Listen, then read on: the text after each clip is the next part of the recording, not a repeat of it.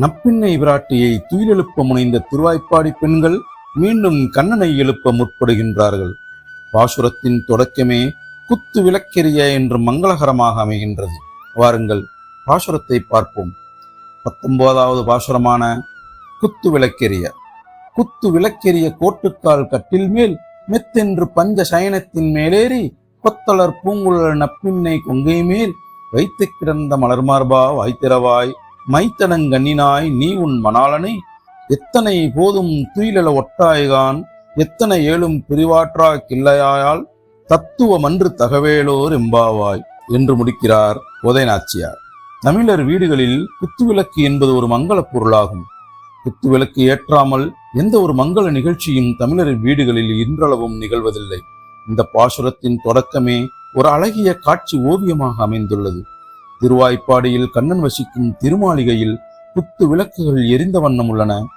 கண்ணன் யானை தந்தத்தால் செய்யப்பட்ட கால்களை உடைய கட்டிலின் மேல் அமைந்துள்ள பஞ்சு மெத்தையில் அமர்ந்துள்ளான். கொத்து கொத்தாக மலர்ந்திருக்கும் பூக்களை தன் அழகிய கூந்தலில் அணிந்து கொண்டு ஒளிமயமாக திகழும் நப்பின்னை விராட்டியோடு கண்ணன் மிகுந்து பேசிக் கொண்டிருக்கின்றான்.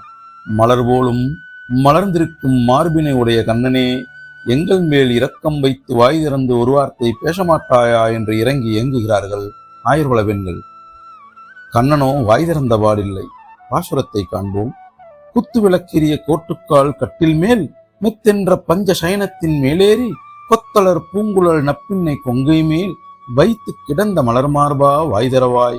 கண்ணனிடம் கனிவோடு இறந்து வேண்டியும் கண்ணன் கருணை காட்டவில்லை என்பதனால் அவனோடு உடனுறை வாழ்வு பெற்ற நப்பின்னையை இறந்து உய்தி பெறலாம் என்று கருதுகிறார்கள். மைதீட்டிய விஷாலமான கண்களை உடையவளே என்று அவள் கண்களை புகழ்கிறார்கள். கண்ணீர் சிறந்த உறுப்பில்லை கண்டீர் என்பது இலக்கணம். எனவே உறுப்புகளிலேயே தலையாய சிறப்பு பொருந்திய கண்களின் அழகினை புகழத் தொடங்கிவிட்டார்கள். நப்பின்னையே, எவ்வளவு நாளிகை உன் கணவனோடு நீ கூடியிருந்தாலும் அவனை விட்டு அரை கணம் பிரிவதற்கு கூட சம்மதிக்கவில்லையே. இவ்வாறு இருப்பது உனக்கு தகுதியுடைய செயல் அன்று.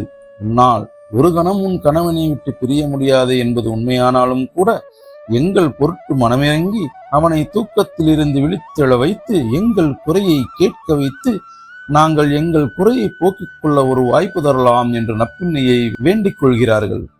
மைத்தடங்கண்ணினாய் நீ உன் மணாளனை எத்தனை போதும் துயிலெழ ஒட்டாய்கான் எத்தனை ஏழும் பிரிவாற்றா கிள்ளாயால் தத்துவமன்று தகவேலோர் எம்பாவாய். இந்த திருப்பாசுரத்தில் பஞ்சுமெத்தையின் நேர்த்தி மனம் தொடும்படி வர்ணிக்கப்பட்டுள்ளது. பஞ்சு, பட்டு, கம்பளம், மலர், தளிர் போன்ற ஐவகை பொருட்களால் ஆன படுக்கை பஞ்சசயனம் எனப்படும். அழகு, வெண்மை, மென்மை, நறுமணம், குளிர்ச்சி ஆகிய 5 சிறப்புகளை உடைய படுக்கை என்றும் கூறுவதொன்று. மேலும் பஞ்சசயனத்தின் மெத்தென்ற தன்மையாலும் மேன்மையாலும் பக்கத்தில் நப்பின்னை உறைவதனாலும் கண்ணன் கண்விழிக்கவில்லையோ என்றும் ஆய்ச்சியர் குரலுக்கு செவிமடுத்தி இறங்காமல் வாளா கிடத்தல் அவனுடைய தகுதிக்கும் இயல்புக்கும் உடன்பாடான பண்புகள் இல்லை என்பதும் இதனால் தெளிவாகின்றன. இந்த இனிய விளக்கத்தோடு 19ஆம் பாசுரத்தை முடிக்கிறோம். மீண்டும் நாளை 20ஆம் பாசுரம் 33 அமரர்க்கு முன் சென்று கப்பம் தவிர்க்கும் களியை காண்போம். நன்றி, வணக்கம். இப்படிக்கு உங்கள் ஆன்மீக விஞ்ஞானி.